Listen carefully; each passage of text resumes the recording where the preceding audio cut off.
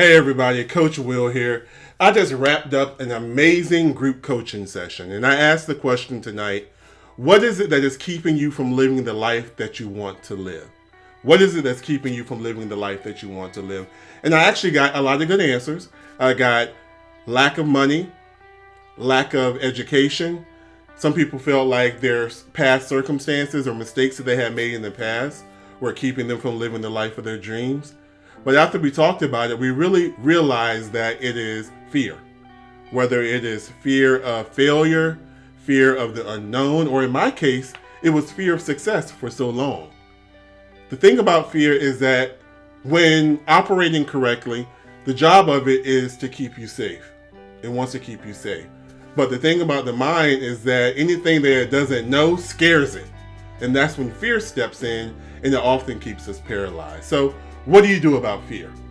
Two of the things that I suggest. The first is ask yourself, whenever you have a moment where you have to make a decision or you have to take action, ask yourself, if I do X, Y, and Z, what is the absolute worst thing that can happen?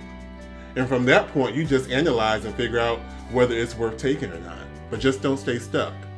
The second thing is, one of my favorite life coaches is Mel Robbins, and she has the 5-second rule.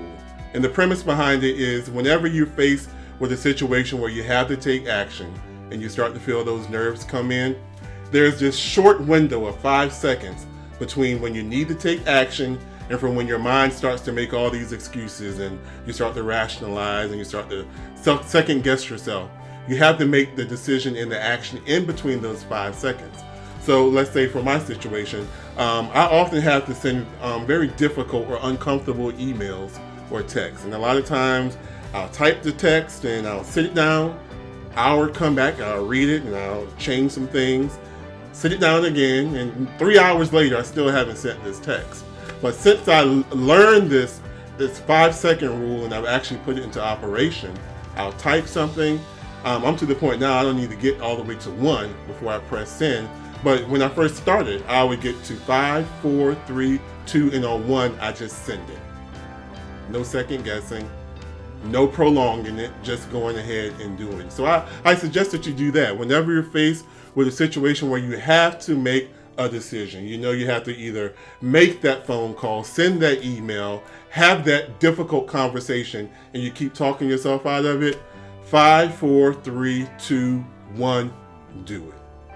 So change your relationship with fear. Allow it to keep you safe, but not stuck. Talk to you soon.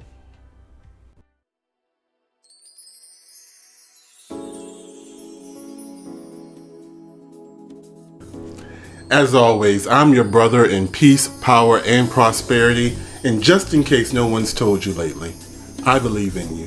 And there's absolutely nothing you can do about it.